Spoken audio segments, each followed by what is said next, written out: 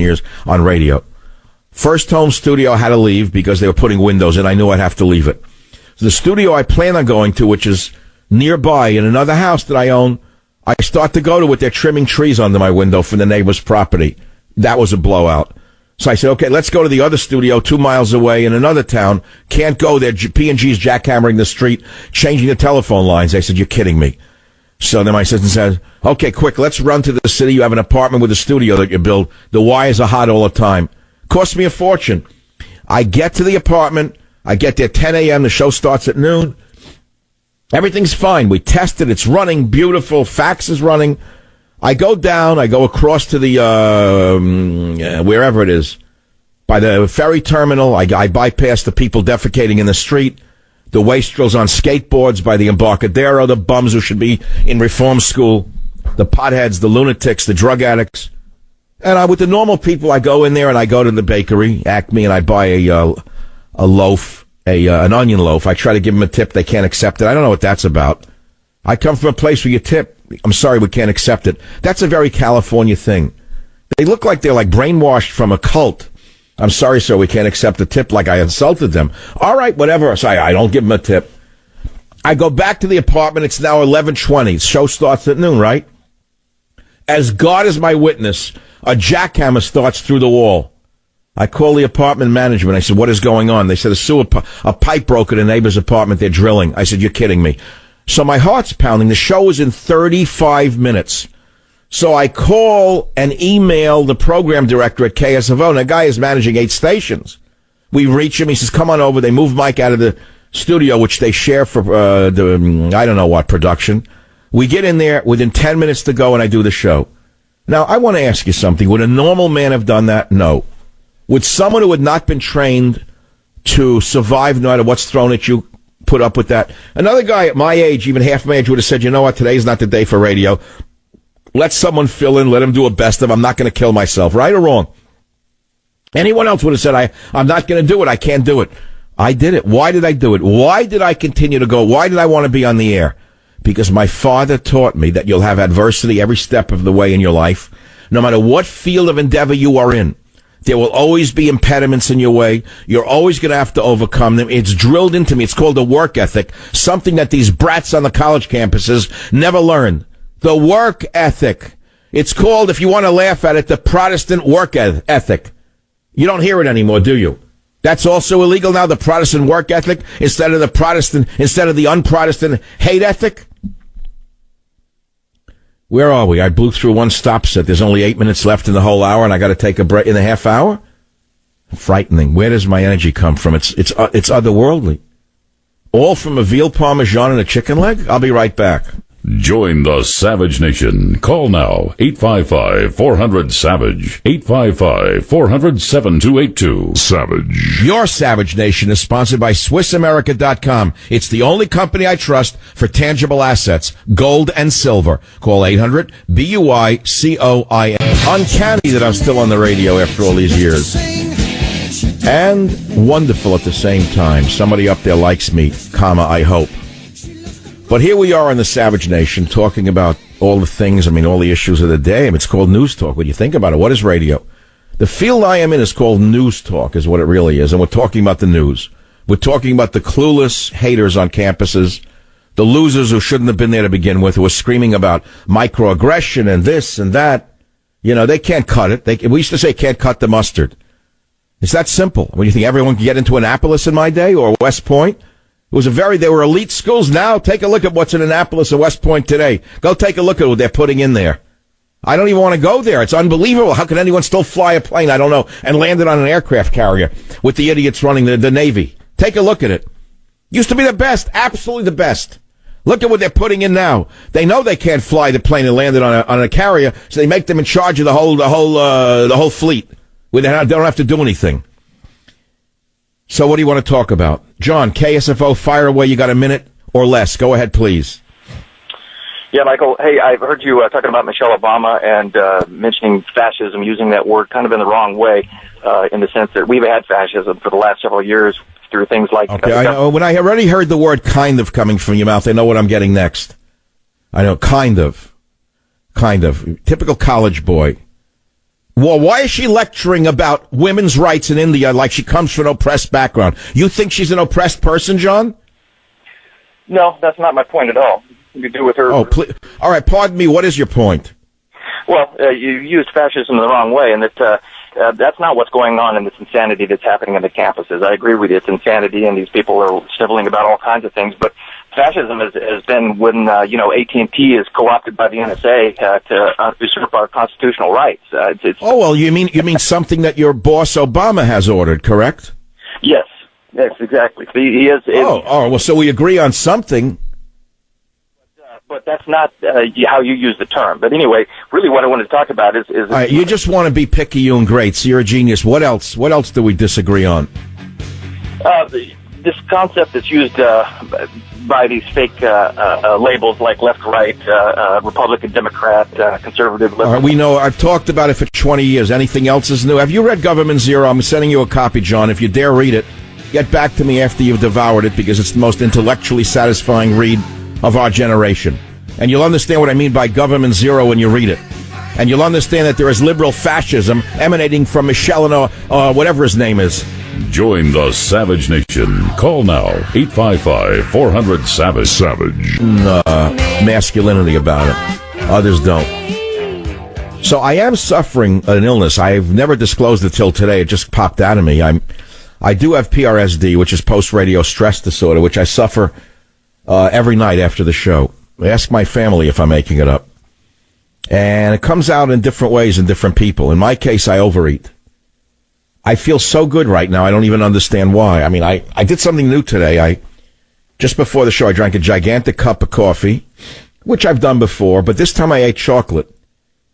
Chocolate without sugar in it. I got the dark chocolate without sugar. Unbelievable. I know why the Aztecs drank it in a cup. That's one contribution to world civilization we have to thank them for, which is the chocolate fetish. They had it. You know that the Aztecs drank chocolate in cups? They didn't make it into a bar. They drank it. Pretty good idea. What stuff that is. I'll have a collapse later. A hypoglycemia. About 2 hours after the show, I wish I were dead. That's the problem. I mean, sugar, and caffeine you can use to get up there into the stratosphere. But then it's a drop down. What it does to your blood sugar, forget about it. I don't have diabetes. I have no known illness yet. None. Well, I can't exactly say that, but so far, so good. Cholesterol upside down, a nightmare. My blood lipids, if you saw them, you'd have me in the hospital the next minute. But because it shows you cholesterol readings mean next to nothing. It's an invention of the drug industry. All right, let's go to the callers. Ed on WMAL. What's on the plate for today, Ed? Hey, how's it going, Michael? Okay, fire away. Yeah, listen, man, my father, I grew up in a tough neighborhood, and my dad, he told me when I was growing up, son, you got to get out there and you got to work. The world doesn't owe you anything. He said you get out there and you work hard and you earn your living and you chase that American dream. If you want more than what you got, go to college and get it. All right, so where are you today? What's the point of the call? No, the point of the call is that what's going on with the colleges and what's going on with the government, I've never seen anything like it. It makes me sick. All right, have a nice day. Thank you very much. No one's seen it, but what's the point of just complaining then? My mind isn't even on this anymore. My mind is already on Thanksgiving and who I'm inviting to dinner. That's all I can think about. It's a funny thing. Every time this year comes around now, all I think about is, because I love Thanksgiving, it's my favorite holiday. It almost sounds like it's a plug for something like nuts.com or something. That's not what it is. It's 2 weeks from tonight. I have to start planning already the dinner. So the family been negotiating. One already can't come because this is a reason. So that's out. That's number one. The other one I don't talk to. So that's two. The other side of the family I haven't talked to in a year. That's number two. This is becoming like a stereotype. The other side of the family, which I love, we can get together and maybe. So I'm going to my favorite restaurant, which I won't mention. I booked a table A to have 4 people so far. So I have to look down on my list and see who am I going to invite. I'm going down the list. I don't talk to any of them anymore. I look at the other people. MK, I'm not going to invite him. He's a crank. T&M, not inviting them. I don't like him. MW and no. The other one, they just came out of obligation, not inviting them. This one I'm not inviting because he used to work for the other syndicator. He was a crook. Not inviting him. LNYS not inviting them because the last I went to the house, when they came to my house for dinner, they brought a bottle of beer. I swear to God. I invited them to a dinner years ago. They brought me a bottle of Superior beer as a gift. Not a wine. Not even a cheap $2 chuck. The guy brought a bottle of beer. He's out of the list. Next one, no, he's no longer my lawyer. Next one, no, he's a crank. Then I have a list of alternates I can't even invite. You know, you'll have alternates. There's no one even on the alternate list I would have there. So that's it. I wound up eating alone. Remember that movie years ago? It was set in Baltimore. One of the best directors around. Who knows? It was something with Baltimore, a Jewish family that starts out in the beginning like an immigrant family. They're all together. 100 people in a room spread out at children's table, all arguing and happy, and with the turkeys. Remember that? And then it ends with the progenitor of the family alone in a dark room by himself with a TV tray watching a little screen, eating alone because everyone's had a fight and no one will come over anymore. Either they're dead or they don't talk to each other. Who knows the movie I'm talking about? Raise your hand if you do. I'll give you a free copy of A Government Zero. I used to know it. Barry Levinson did the movie. That's number one, so you could easily figure out the title of it. Maybe someone in my studio could jump to that one and give me the title so I don't have to give away another book. He lived in the area, Barry Levinson. That was one of his better movies. He hasn't done anything in years, but everyone still thinks he's a famous director. It's funny how people live on their laurels. I read, by the way, speaking of actors, that Robert De Niro is thinking of moving to Russia. I don't know if it's a rumor. They said, are you going to accept? Because he's over in Russia pushing a movie, and he was at the Moscow Film Festival years ago. You're considering doing what Depardieu did. He's not going to do it. So far as I know, there's no Little Italy in Moscow. I don't think so. I don't think there's a Little Italy in Moscow, by the way. I've thought of it. If this keeps up, imagine how crazy the world has become. The left is so fanatical. We're becoming so much like the ex-Soviet Union. I'm thinking about which country to move to if it gets worse. So I'm saying, well, maybe I have to go to Russia. It seems to be the best country left on the planet, run by a decent leader. And I said, nah, you can't do that. I'm going to go back to the country my father fled. That my grandfather fled. I'm going to go to Russia. First of all, Russian's a hard language. Imagine being an immigrant to a nation at my age, not speaking a language, how hard that is. Then that is something for you to think about. When you talk to an immigrant who doesn't speak English, well, you think they're stupid, don't you? But they know more words in your language. This is another thing my father taught me. I'll never forget this as long as I live. It's a funny story how even-minded he was. We had a lot of Spanish speakers come into his store. They were Puerto Ricans. So many of them could not speak English very well. So I would, as a kid, laugh at them. And my father would look at me very grimly and he says, you know what? Don't laugh at them so fast. They speak more English than you speak Spanish. I didn't know a word of Spanish. I turned red and I never ridiculed anyone who spoke English poorly after that. Do you know that? It just shows you what you can learn if you come from the real world. That's all. Next case. Let's move on. You still want to talk about affirmative action? Why, you haven't seen enough of the results of it? Take a look at the White House. You'll find out what it's wrought in this country. That's my opinion. Here's Michelle Obama, who got ahead not because she invented the cure to polio, and here she is in India lecturing the world about how bad women are treated in America. Why doesn't she do something like go to Islamic nations and talk about the oppression of women? Why doesn't she talk about the honor killing, so-called, amongst Muslims here in America, killing daughters who date someone but a Muslim? Why doesn't she talk about the mutilation of young girls by Muslims who are being brought in here from Africa? How they mutilate their young girls. That's oppression, my friend. Now, you want to talk about microaggression? Cutting off a girl's private parts is not microaggression, Michelle. Is that a little too aggressive for you? In this new age of everyone has to be silent and politically caponized instead of euthanized?